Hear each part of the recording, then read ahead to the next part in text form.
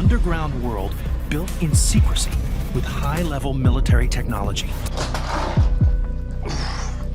I'm stuck right here. It's an unbelievable place you can imagine. You're 768 feet below the surface. Dog teams, that is top secret stuff. Deep under our cities, a secret world exists. Miles of tunnels and other secrets snake through the earth, hidden from our eyes. What's down there? And what is the US government hiding? Alien tech, doomsday bunkers, or something even more shocking? Area 51. The US government's practice of keeping secrets from the public has long been a source of fascination and frustration. While officials often cite national security as the primary reason for classification, the truth can be more complex and sometimes controversial. Sometimes, information is hidden to protect ongoing operations or sensitive intelligence sources. Other times, it's to prevent panic or maintain strategic advantages over adversaries. But occasionally, secrets are kept to avoid embarrassment or cover up mistakes. When these secrets come to light, public reactions can range from curiosity to outrage. People feel a sense of betrayal, wondering what else might be hidden from them. This distrust can erode faith in government institutions and fuel conspiracy theories. High-profile leaks like the Pentagon Papers or Edward Snowden's NSA revelations have sparked intense debates about government transparency and accountability. How much secrecy is necessary for effective governance? Where do we draw the line between national security and the public's right to know? The tension between government secrecy and public disclosure is a delicate balance. While some level of confidentiality is crucial for national security, excessive secrecy can undermine democracy and lead to abuses of power. Deep in the Nevada desert lies a place that's been the root mystery and speculation for many years. Area 51. This top-secret military base has captivated the public imagination for decades, sparking wild theories about alien technology and government cover-ups. The truth about Area 51 is both more mundane and more fascinating than the myths suggest. Officially known as Homey Airport or Groom Lake, the facility was established in 1955 as a testing site for the U-2 spy plane. The CIA chose this remote location for its isolation and the presence of a dry lake bed, perfect for a makeshift runway. Throughout the Cold War, Area 51 played a crucial role in developing cutting-edge aircraft. The legendary SR-71 Blackbird, capable of flying at over 3 times the speed of sound, was tested here. So was the F-117 Nighthawk, the world's first stealth fighter that revolutionized aerial warfare. But why all the secrecy? The government's silence about Area 51 fueled countless conspiracy theories.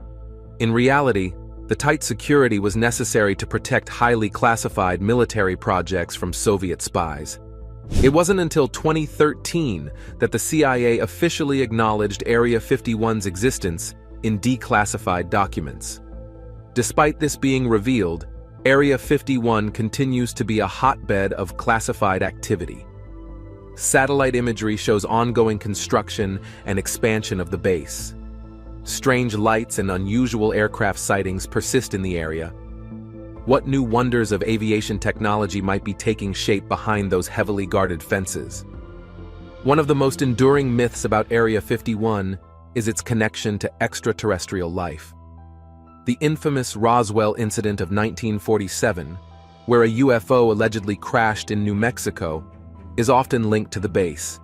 Some claim that alien bodies and spacecraft wreckage were transported to Area 51 for study. While there's no evidence to support these claims, the Air Force's secretive nature did little to dispel them. In the 1980s, a man named Bob Lazar claimed to have worked on reverse engineering alien spacecraft at a facility near Area 51 called S4. His story, filled with details about Element 115 and gravity propulsion systems, ignited a firestorm of UFO enthusiasm. Although many have debunked Lazar's claims, they continue to fuel speculation about what really goes on at the base. Area 51's influence extends far beyond its desert boundaries. It has become a cultural phenomenon, featured in countless movies, TV shows, and video games. The nearby town of Rachel, Nevada, with its population of just around 40 to 50 people, has embraced its role as a UFO tourism destination.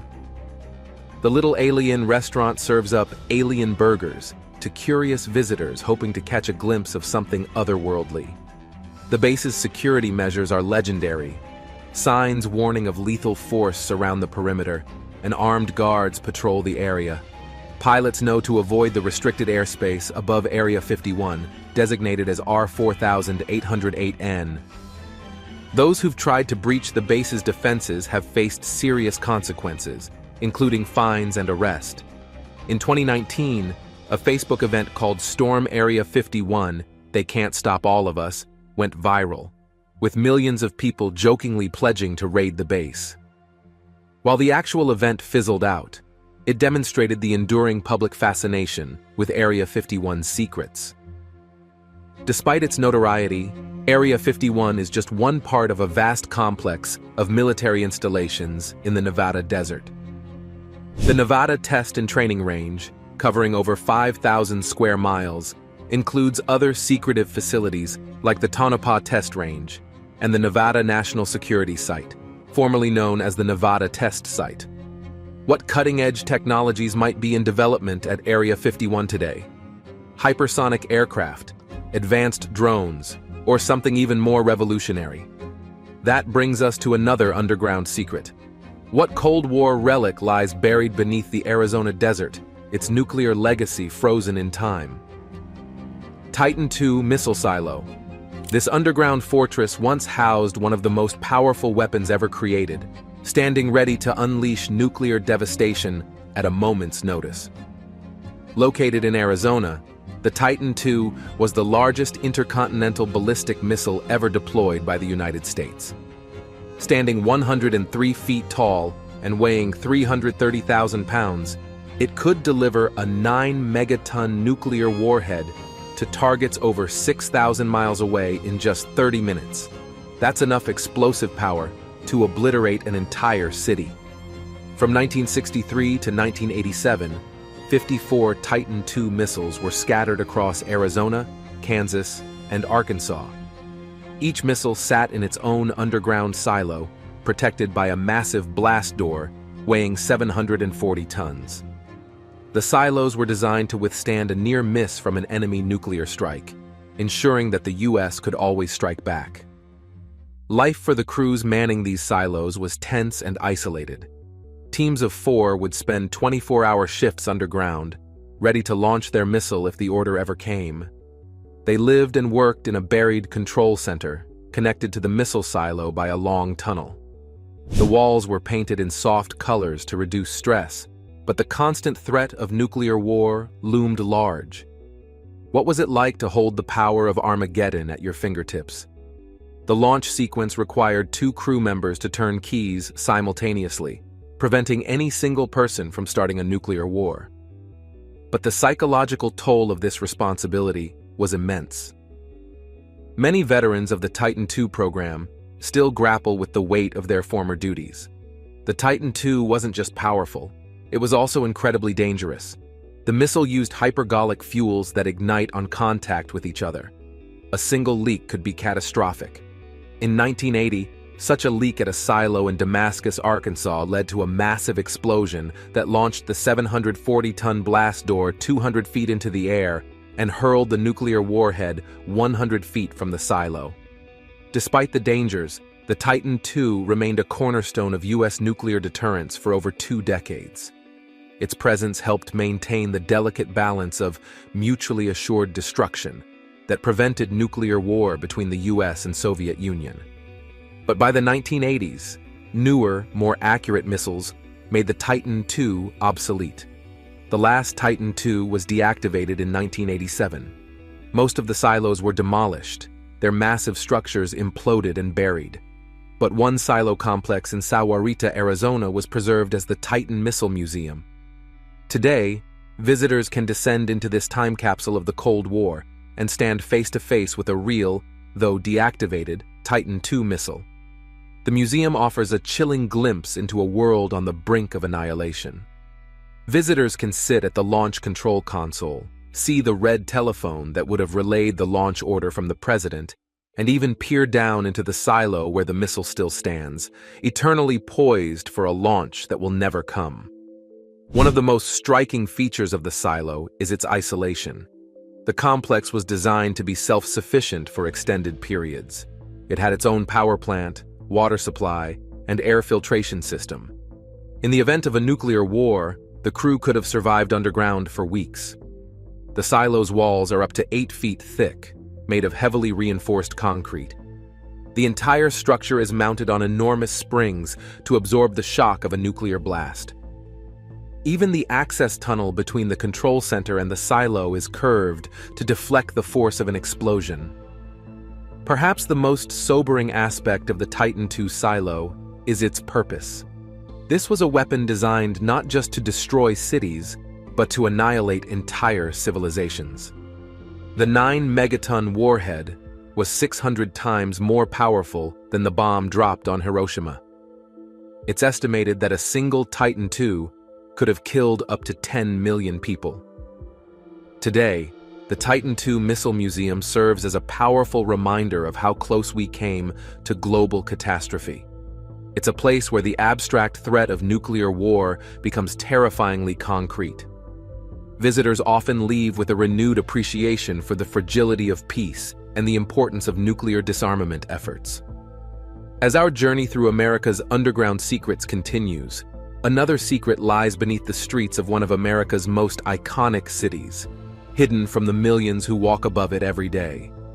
Washington, D.C. metro tunnels. Under the nation's capital lies a complex network of tunnels that serves both the public and the powerful.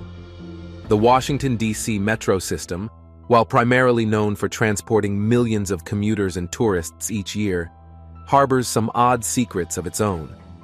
The metro system, which opened in 1976, spans 117 miles and includes 91 stations. But what many don't know is that alongside these public tunnels, there exists a shadowy network of secure passageways connecting key government buildings. One of the most famous of these secret tunnels is said to run between the Capitol building and the Library of Congress. This underground passage allows members of Congress to move between the two buildings quickly and discreetly. It's not just a convenience. In times of emergency, it could serve as a vital evacuation route. Another interesting tunnel reportedly connects the White House to the Eisenhower Executive Office building next door. This passage is believed to be part of the Presidential Emergency Operations Center, or the PEOC, a bunker-like structure that can serve as a command center during crises. But the secrets of DCS Underground don't stop there. Rumors persist of a vast network of tunnels connecting various government agencies, including the Pentagon, State Department, and even the CIA headquarters in Langley, Virginia. While the exact extent of this network remains classified, its existence has been acknowledged by government officials. What might these secret tunnels look like? Unlike the public metro tunnels with their brutalist concrete designs, these secure passageways are likely utilitarian and nondescript. They're designed for function, not form, with a focus on security and efficiency. The public metro system itself has some fascinating features. The distinctive waffle-like ceiling of the stations, designed by architect Harry Weese, isn't just for aesthetics.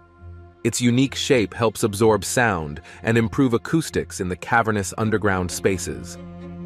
Deep beneath the DuPont Circle station lies an abandoned streetcar station, closed since 1962.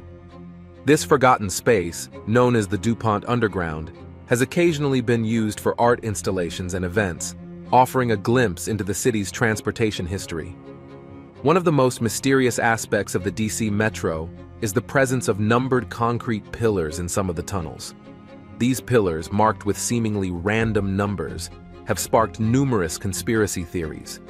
Some speculate they're coded evacuation routes, while others believe they're related to secret government projects. The Metro's role in national security became evident on September 11, 2001. As the city went into lockdown following the attack on the Pentagon, the metro system played a crucial role in evacuating government workers and civilians. This event underscored the importance of the underground network in times of crisis. But just how secure are these tunnels? The Metro Transit Police, a specialized law enforcement agency, patrols the public areas of the system.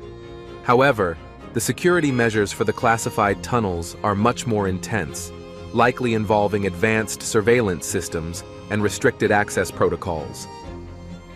One of the biggest questions about DC's underground network is this: how deep does it really go?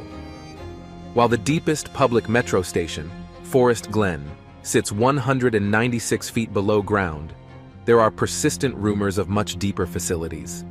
Some speculate about the existence of underground bunkers capable of housing key government officials for extended periods in the event of a catastrophic event. The Washington, D.C. Metro and its associated secret tunnels represent a fascinating blend of public infrastructure and national security. They serve as a reminder that in the nation's capital, there's often more going on beneath the surface, literally and figuratively, than meets the eye. Next, we have a bunker that only a few people know of, because its original purpose was completely different. Greenbrier Bunker. Hidden beneath the luxurious Greenbrier Resort in White Sulphur Springs, West Virginia, lies one of the most secretive and intriguing Cold War relics, the Greenbrier Bunker.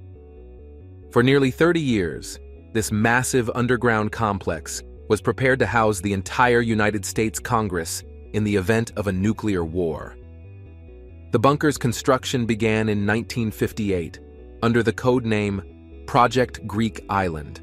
It was built alongside an expansion of the Greenbrier Resort, which provided the perfect cover for the massive undertaking. The project was so secret that even the resort's owners were unaware of its true purpose. Spanning 112,544 square feet, the bunker was designed to accommodate all 535 members of Congress, plus staff. It included dormitories, meeting rooms, a cafeteria, a hospital, and even a chamber large enough for joint sessions of the House and Senate. The facility was stocked with enough food and supplies to last for 60 days. One of the most fascinating aspects of the Greenbrier bunker was its disguise. The main entrance was hidden behind a massive blast door, concealed by a false wall in the resort. This door, weighing over 25 tons, was designed to withstand a nuclear blast. To maintain the illusion, the bunker was staffed by government employees posing as TV repairmen. They worked for a fake company called Forsyth Associates and maintained their cover for decades. What would life have been like for members of Congress in this underground sanctuary? The bunker was equipped with state-of-the-art communication systems of its time, allowing leaders to stay in touch with the outside world. However, living conditions would have been Spartan. Dormitories were fitted with metal bunk beds, and personal space would have been minimal. The bunker also housed a secret television studio, complete with a mock Capitol building backdrop. This would have allowed the president or other leaders to address the nation, maintaining an illusion of normalcy even in the aftermath of a nuclear attack. One of the most chilling features of the Greenbrier bunker was its decontamination chambers. In the event of a nuclear attack, members of Congress would have had to pass through these chambers, discarding their potentially irradiated clothing and belongings before entering the main facility. The bunker even included an incinerator for disposing of contaminated bodies. The existence of the Greenbrier bunker remained a closely guarded secret for decades. It was fully maintained and ready for use until 1992, when its location was exposed by a Washington Post article. After the revelation, the government acknowledged the bunker's existence and ended the lease with the Greenbrier Resort. Today, parts of the bunker are open for public tours, offering a fascinating glimpse into Cold War-era fears and preparations. Visitors can see the massive blast doors, walk through the decontamination showers, and stand in the chamber meant for congressional sessions. It's a sobering reminder of how close the world came to nuclear conflict. The Greenbrier bunker raises interesting questions about government continuity plans. How many other secret bunkers might exist across the country, still unknown to the public? One of the most interesting aspects of the Greenbrier bunker is how it reflects the mentality of the Cold War era. The idea that the government could continue to function normally underground after a nuclear attack seems almost naive in hindsight. Yet it shows the lengths to which officials were willing to go to maintain some semblance of order in the face of unimaginable destruction. The bunker also presents an ethical dilemma.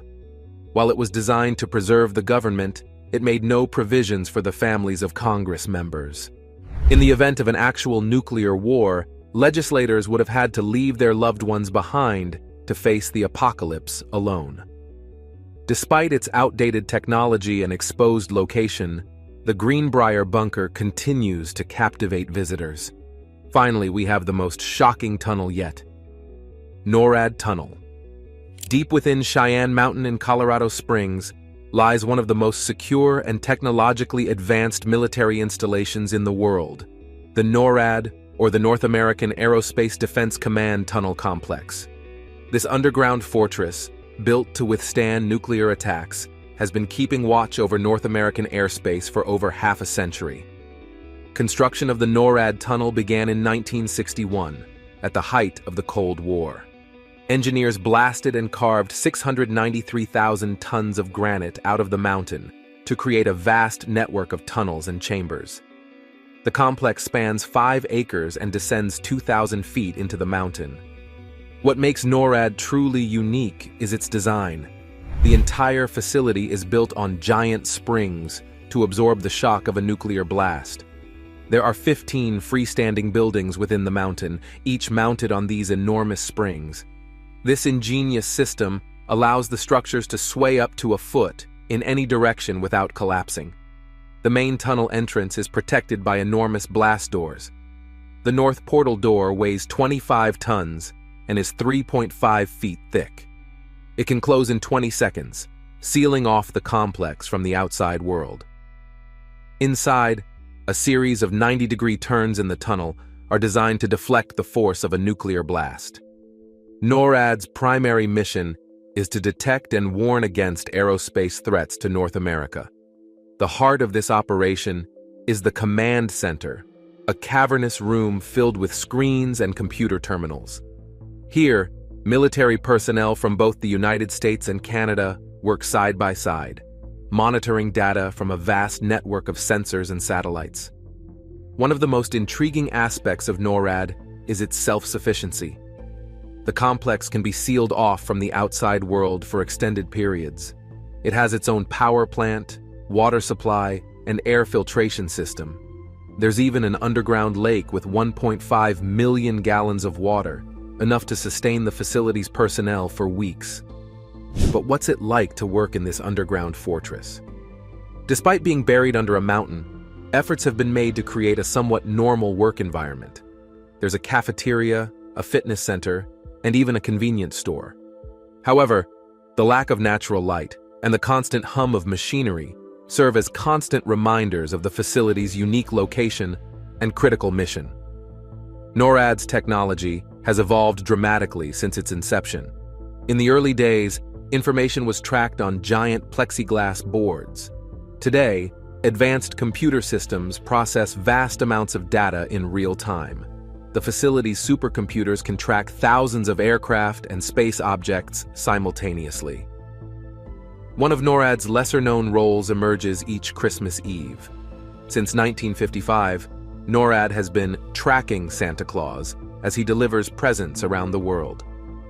This tradition began with a misprinted phone number in a department store ad, which accidentally directed children to call NORAD's predecessor, CONAD.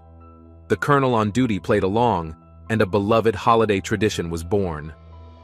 Despite its Cold War origins, NORAD remains highly relevant in the 21st century.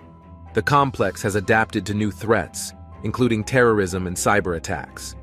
In 2006, many NORAD operations were moved to nearby Peterson Air Force Base, but Cheyenne Mountain remains fully operational and can be reactivated as a command center at a moment's notice.